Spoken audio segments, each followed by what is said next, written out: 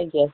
पंच विषय ये पंच शक्ति देख प्रकृति केमती प्राणी शरीर तैयारी करछि प्राणी शरीर तैयारी कला परे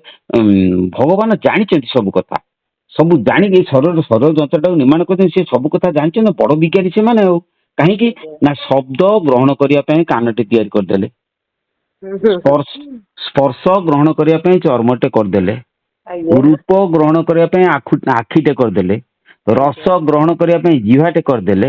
एवं गंध ग्रहण करिया पय नासाटे करदेले ଆଜ୍ଞା ସବୁ ଯନ୍ତ୍ର ତିଆରି କରିଦେଲେ ତାର ଆଉ। खाली से आ गोटे भल कथा तो कहमी तू जानिक आश्चर्य हो कौन ना ଆଜ୍ଞା ये जो पांचटा दिन कले शब्द को ग्रहण करने कान कले ଆଜ୍ଞା शब्द को त्याग करने पार्टी कले ହଁ ହଁ अच्छा स्पर्श को ग्रहण करने चर्म कले ଆଜ୍ଞା स्पर्श को माने प्रदान करने हस्त कले ଆଜ୍ଞା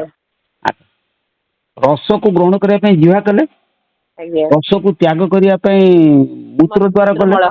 ଆଜ୍ଞା ना मूत्र द्वारा ମୂତ୍ର ଦ୍ୱାର ହଁ हाँ गंध को ग्रहण करने नासा कले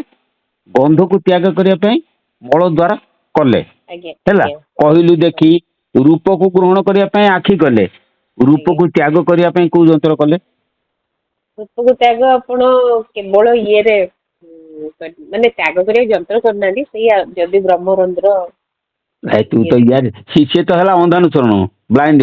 बिलीफ नाई रूप को ग्रहण करने चक्षुटे कले ଆଜ୍ଞା रूप को त्याग करने कौ जंत्र आम देह लाइट बाहर ଆପଣଙ୍କ ନେତ୍ର ତୃତୀୟ ନେତ୍ର ଯୋଉଟା ଆମର ଆଜ୍ଞା सेटा सत सेटा ठीक कहलु किंतु गोटे कथा होची सेही सकाशे से तृतीय नेत्र जो रूप बाहर से तृतीय नेत्र जो आमर खोली जीव आमको विश्व ब्रह्मांड रे सब गुड़ाक देखा ଆଜ୍ଞା से जो चेतना लोक को आम दर्शन कर सारा पर चेतनार संधान आम पाइबा तृतीय नेत्र न खोलिले आम चेतनार संधान प्राक्टिकली पाइपर ना तेणु जो माने जेते ज्ञानी सब अच्छा आम ओडिशा कौन भारत कौन से माने जेते प्रकार कथा कहते से माने सब अंध ज्ञान कहीं जेहेतु से तृतीय नेत्र खोली ना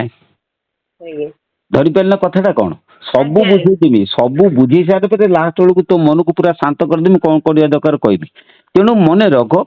जहाँ को कहते मोटा मठू को आसे बुझिपार ना सी कहला पुरी रे जो पेटुआ पेटुआ ब्राह्मण अच्छा देखिले मुंड नईज आ बाबा पाखे मुंड नौ ना कहले सी कहबार कारण हूँ सी तार जड़ ज्ञान तार ज्ञान ना तेणु सी देखुची जो गुड़ा सब पेटुआ पेटुआ बड़ बड़ चिता चैतन्य होती से गुड़ा कहते बाबाजी ए मली मुंडिया लुगा खंडे पिंची ये कौन बाबाजी अज्ञातवशत आमर जो थईला गाँव में अज्ञातवशत लोक अच्छा सी कौन कहती जाचु जे बाबाजी डेफिनेशन से पाखे अच्छी कौन डेफिनेशन अच्छी ना मलिया लुगा खंडे पिंधि मो द्वार आसी बसी दांत हे हे कर तमें जहाँ कहल तुम कथार मुंड टुंगार आ चा टे जाचिले पीऊब सेटा हूँ बाबाजी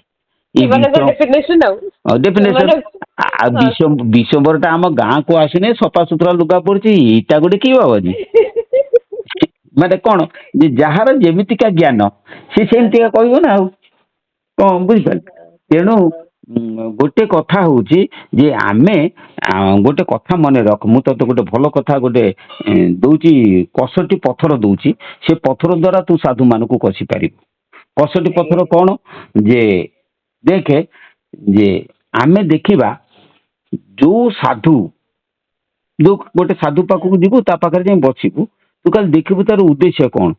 जो साधुर उद्देश्य धन जो साधुर उद्देश्य हूँ नारी बुझे कि जो साधुर उद्देश्य हूँ चोरी बुझे कि जो साधुर उद्देश्य हूँ लोभ मोह आसक्त एगुड़ाक जो मान पाखे अच्छी तू जानबू से गुड़ाक साधु नुहति संगे संगे दूरे की पलि आसबू कौन कहीं ना जो साधु स्थित प्रज्ञ डेफिनेशन तू भागवत श्रीमद भगवद गीता द्वितीय अध्याय रे तू पढ़ू अर्जुन पचार स्थित प्रज्ञ से का भाषा समाधि केशव स्थित थी किंग प्रभाषित किमासीत प्रचेत केमिति से चले केमिति से रहे केमिति से कथा कहे ता चाल चलन कौन प्रभु मत टिके कही दियो से कहते भगवान को किंतु से गोटे कथा विशेष मन रखा दरकार कौन जे इंद्रियाणां हि चरतां जन्मनो विधीयते तदस्य हरति प्रज्ञां वायुर्नावमिवाम्बसि इंद्रियर गुणचर इंद्रियाश्रय जेउ मन करई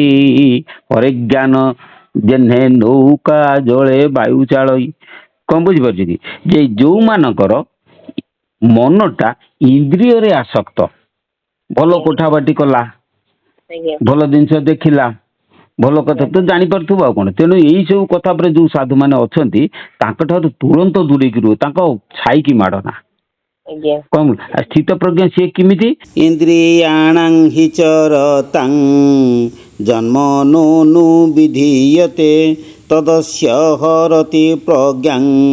वायुर्नावमिवाम्बसि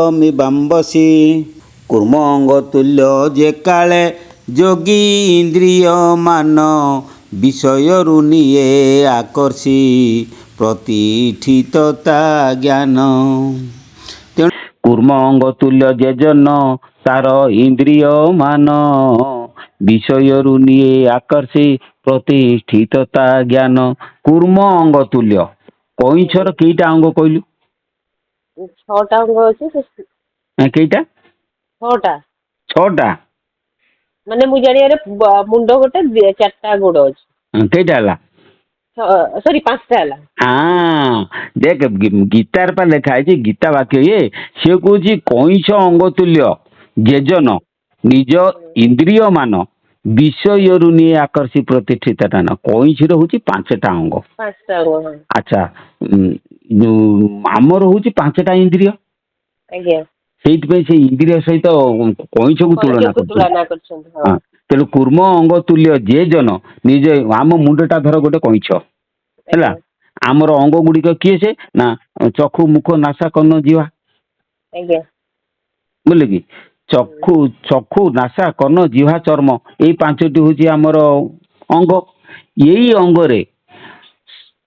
ज्ञानी कौन करे ना से एकुटिया बेले विचरण करुए इंद्रिय इंद्रिय मानक विचरण कर तार देखुए खेलुए तार ज्ञान कथा आलोचना करते तार सब करता भक्त मान पाखे आलोचना करुए किंतु तार इंद्रिय मान विषय नहीं आकर्षे जिते शत्रु आसे सेत कईछ कौन करे ना से 5टा अंग को जाकी देकी बसी जाए पिठी पथर से पिटुची पिटू तार किसी हेनी आ ठीक से आमर ज्ञानी कौन करना जिते माने बहिशत्रु किए से ना बहिशत्रु जो अज्ञानी अहंकारी तामसिक लोक पंडित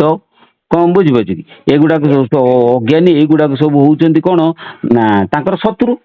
तेणु जिते से गुड़ाक आसिक पाखे पहुंचे सी कहे ये कौन जानची ये किसी आपड़ सब जानती आम ठाकुर पाखर मुझे देखी ठाकुर कहती हाँ ये कौन जानची या गुरु को डाण पकई कहूँ ये किसी जानी ना आपण आज्ञा सब जानती आउ कौन आपण कहतु आम शुणु आम किसी जानू अर्थात ठाकुर यही आचरण रु यही श्लोकर सत्यता प्रतिपादन होची ना नाई कह तेणु यही प्रकार गोटे नुहे मु शह शह कथा परीक्षा करछे श्री श्री दयानिधि परम ठाकुर श्री श्री दयानिधि परमहंस देव को परीक्षा कला परे गीता भागवत पढ़ी ता सब अर्थ बुझी मुझे यही कथा गुड़ाक नहीं पुटअप करे पाखे मु देखे गीता भागवतर समस्त कथा गुड़िक प्रतिफलित होउछि आचरण प्रतिफलित होउछि वाक्य प्रतिफलन होउछि कौन गोटे दिन ना बाबा बलिया जाइए अच्युतानंद पीठ को से कहते मुझे शुणी ठाकुर विषय कहली ना बाबा बलिया एमती कहते जड़े साधु थे सी किए कि से आम गुरु गुरु से ठाकुर सी कहते जड़े बाबा थे जो चित्रपड़ा नदी कूल से बुलती सी किंतु कौन करेंगे कहे खाली कुकुड़ा झोल खाइबी से आम ठाकुर ना हाँ से कहले कि खाली कुकुड़ा झोल खाइबे किंतु सी समस्त बाहर समस्त सब लोक गुड़ा से भावती कौन बाबा खाली कुकुड़ा झोल किंतु जनकर कौन गोटे रोग होता कहले तू दूर को पलि आसबू कुआडे नहीं कहले तू ये गोटे हाथ मारदेले ना कौन गोटे करदे तार भल हो गला कहले तू कहबुनु क्या कहे मुझे जदि कहबू ताले तो पुणी से रोग बाहर धरा पड़ते लुचेक सब करते ठीक ठीक एकदम ठीक सी ना बाबा बलिया कहते शुणी ମୁଁ ତ ନା କହିଲି ମୁଁ କହିଲି ଏବେ ବାବା ଭଳିଆ ଏମିତି ଜଣେ ବାବାଙ୍କ କଥା କହୁଥିଲେ। ମତେ ତାପରେ କହିଲେ ସେ କିଏ କି? ସେ ବା ଠାକୁର, ସେ ବା ବାବା ଗୁରୁଙ୍କ ଗୁରୁ ବାସ୍ ଠାକୁର ମତେ କହୁଥିଲେ ଏବେ। ହଁ ମୁଁ ମଧ୍ୟ ହଁ ଠାକୁରଙ୍କୁ କହୁଥିଲି ହେ ସେ ଗୋଟେ କଣ ଯେ ଲୋକ ଆସୁଛନ୍ତି ମଣିଷଙ୍କ ପଛରେ ଗୋଡୁଛନ୍ତି ଠାକୁରଙ୍କୁ କାହିଁ ପୂଜା କରୁନାହାନ୍ତି, ସିଏ ମାଛ ହଁ ମାଂସ ପିଆଜ ରସୁଣ ସବୁ ଖାଉଛନ୍ତି, ଇଏ ଏଗୁଡାକ ଏଟା ଗୋଟେ କି ବାବାଜୀ ମନେ ମନେ ଭାବୁଥିଲି। କିନ୍ତୁ ହଁ ଯେତେବେଳେ ଭୁବନେଶ୍ୱରରେ ମହେନ୍ଦ୍ର ମିଶ୍ର ମୋ ଆଖି ଖୋଲିଦେଲେ, ମା ବନ ଦୁର୍ଗା ସାଧକ ସିଏ, ବନ ହଁ ଦୁର୍ଗାଙ୍କ କୃପାରୁ ଗୋଟେ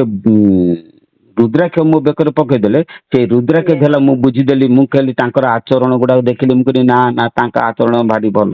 ତାଙ୍କ କଥାଟା ଭାରି ସୁନ୍ଦର। ଆକ୍ଚୁଆଲି ବାବା ବଳିଆ ସେଇ କଥା କହୁଥିଲେ। କହୁଥିଲେ ସେ ବହୁତ ଉଚ୍ଚତର ଇଏ, କିନ୍ତୁ ହୁଁ ସେ କାହା ଆଗରେ ଦେଖାନ୍ତୁନି କି ସିଏ ଏମିତି ବୋଲି। ହୁଁ କିନ୍ତୁ ତାଙ୍କ ପରି ସାଧୁ ମାନେ ମୁଁ ଦେଖିନି କେବେ ବି। ବାସ୍ ତାଙ୍କ ନାଁ କହୁନଥିଲେ, କହୁଥିଲେ କିନ୍ତୁ ଏମିତି ଜଣେ ସାଧୁ ଥିଲେ, ଚିତ୍ରକଳା ନଦୀ କୂଳରେ ସେ ବିଚରଣ କରନ୍ତି ପ୍ରାୟ। ହୁଁ। ଆମର ଆମର ଶ୍ରୀ ଠାକୁରଙ୍କ ପାଖକୁ ବଳିଆ ଶୁଣିବା କଥା, ବଳିଆ ବାବା ଦିନେ ଯାଇଥିଲେ। ଗଲା ଆଜ୍ଞା ପରେ ସିଏ କହିଲେ ଦୀକ୍ଷା ଗ୍ରହଣ କରିବା ପାଇଁ, ଠାକୁର ମନା କଲେ, କହିଲେ ନା ନା ତୁ ଗୁରୁ ହେଇଗଲୁଣି ଶିଷ୍ୟ ହେଇପାରିବୁନୁ, ଆଜ୍ଞା ଆଜ୍ଞା ସେଠି ଫେରେଇ ଦେଲେ। ତେଣୁ ଠାକୁରଙ୍କ ଯେତେବେଳେ ଦେହ ତ୍ୟାଗ କଲେ, ସେତେବେଳେ ବଳିଆ ବାବା ଭାରତରେ ଅନ୍ୟ ଗୋଟେ ଜାଗାରେ ଥିଲେ। ସେ ସେଠୁ ଇଂଲାଣ୍ଡ ଲେଟରରେ ଖଣ୍ଡେ ଚିଠି ଲେଖିଥିଲେ। ସେ ଚିଠି ବାଇତେଇ ମଠରେ ଲେଖିଥିଲେ, ଠାକୁର ବାବୁରାମ ମାଙ୍କ ବିଷୟରେ ଲେଖିଥିଲେ, ଲେଖିକି କିଛି ଟଙ୍କା ପଠେଇଥିଲେ। ମୁଁ ଯେତେବେଳେ ସେଠି ଥିଲି, ସେ ଚିଠିଟା ମୋ ଆଖିରେ ପଡିଗଲା। ମୁଁ ସେ ଚିଠି ଟିକି କଣ କରିଛି ନା ଲୁଚେଇକି ରଖିଥିଲି। ଆମର ଯୋଉ ମହାପୁରୁଷ ଦୟାନିଧି ପରମହଂସ ବହି ଦେଖିବୁ, ସେଇଥିରେ ସେ ଆଜ୍ଞା। ଚିଠିଟା ଅଛି। ତୁ ତ ପଢୁନୁ, ଦେଖିବୁ ସେଇଥିରେ ସେ ଚିଠି। ମୁଁ ପଢିଛି ପ୍ରଥମ କାହିଁ ଦ୍ଵିତୀୟ ବଳିଆ ବାବାଙ୍କ କଥା କଣ ମତେ କହ, ମନେ ବଳିଆ ନଥିବ? ବାବାଙ୍କ କଥା ବହିରୁ ପଢିନି, ହଁ ସେ ଶୁଣିଥିଲି ବହିରେ କିନ୍ତୁ ଅଛି, ସେ ଅଛି ଦେଖିବୁ। ମୁଁ ତେଣୁ ବି ଗୋଟେ ପ୍ରାର୍ଥନା ବହି ମନେ ରଖିଥିଲି ଆପଣ ଦେଇ ସାରିଲା ପରେ ହୁଁ ପ୍ରାର୍ଥନା ବହି ଗୁଡାକୁ। ଆଜ୍ଞା ଆଚ୍ଛା କିଛି କର ନ କର ନାମ ଚଲା ଆସନ କରିକି ଆଜ୍ଞା ସବୁ ସବୁ ପଳେଇ ଆସିବ, ବୁଝିଲେ କି? ଆଜ୍ଞା ଆଉ ଗୋଟିଏ କଥା ମୁଁ କହୁଛି ମନେ ରଖ, ସବୁ କଥା ଠାକୁରଙ୍କର ଗୋଟେ ଗୋଟେ ଅସଲ କଥା ମୋ ମୁଣ୍ଡ ଭିତରେ ପଶେ। ସାଧକ ଆଜ୍ଞା ସାଧନାର କାଳେ ପ୍ରଥମେ ନାଦ ସାଧ୍ୟ କରେ, ତାପରେ ବିନ୍ଦୁ ଲୁବ୍ଧ ହୋଇ, ତାପରେ କଳା ଲୁବ୍ଧ କହି, ତାପରେ ଜ୍ୟୋତିଙ୍କୁ ଦର୍ଶନ, କେଉଁ ଭାବରେ ହେବା ଶୁଣ। ନାଦ ବୁଝିଲେ କି? ଆଜ୍ଞା ନାଦ ବିନ୍ଦୁ କଳା ଜ୍ୟୋତି ହେଲା। ଆଜ୍ଞା ନାଦ, ନାଦରୁ ବିନ୍ଦୁ, ବିନ୍ଦୁରୁ କଳା, କଳାରୁ ହଉଛି ଜ୍ୟୋତି। ଆଜ୍ଞା ଜ୍ୟୋତି ଦର୍ଶନ ହେଇଗଲେ କାମ ସଇଲା। କିନ୍ତୁ ସେଗୁଡା ଆଜ୍ଞା ସବୁ କରିବ, ନୁହେଁ କି? ଅଛି ସବୁ ବିଶ୍ୱମ୍ବର ପାଖରେ ଅଛି, ଜ୍ୟୋତି ମନ୍ତ୍ର ବି ଅଛି, ସବୁ ଅଛି।